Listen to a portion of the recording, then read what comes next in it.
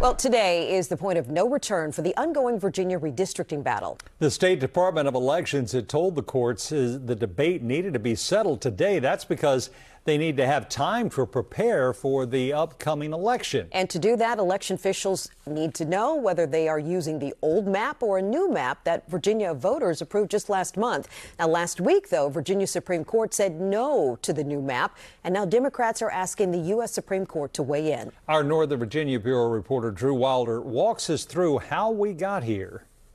Unless something changes, we Virginians will use the same congressional district map we have in place right now. Democrats are hoping something changes, though, and they've asked the Chief Justice of the Supreme Court, John Roberts, to make that change now. Let's travel back in time, all the way back to last Friday when the Virginia Supreme Court struck down the new congressional maps that could have flipped 4 red House seats blue. The state Supreme Court ruled that the General Assembly violated the state constitution when passing the constitutional amendment that would allow a new map to be drawn. It was all a timeline issue.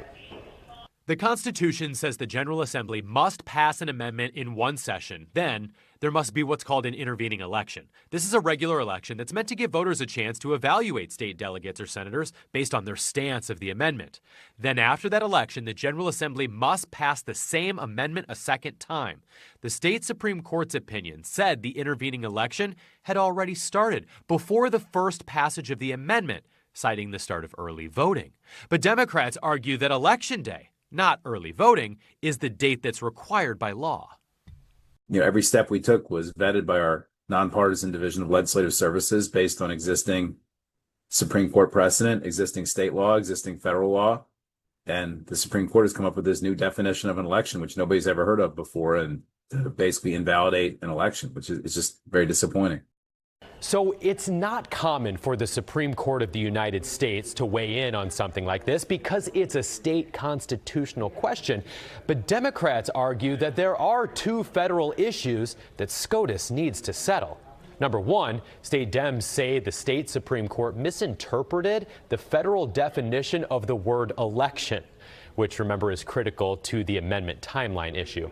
The second issue that Democrats raise is a balance of powers question, suggesting that the state Supreme Court was partisan and out of its lane by overturning the will of voters and the action of the General Assembly.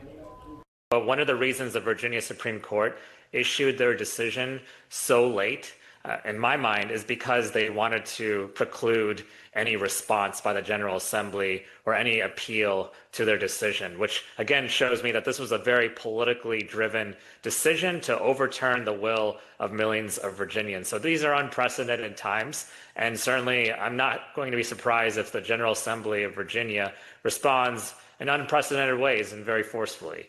Do you think it's a pretty safe bet that we're going to be voting on the maps that are currently in place this year? I believe we'll be voting on the maps as they are this year, but you never know. I think the appeal has merit, and I think the General Assembly still has some options.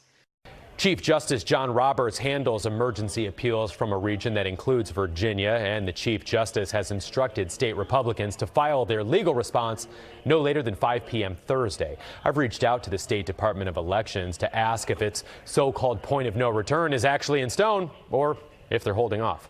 So far, I haven't heard back.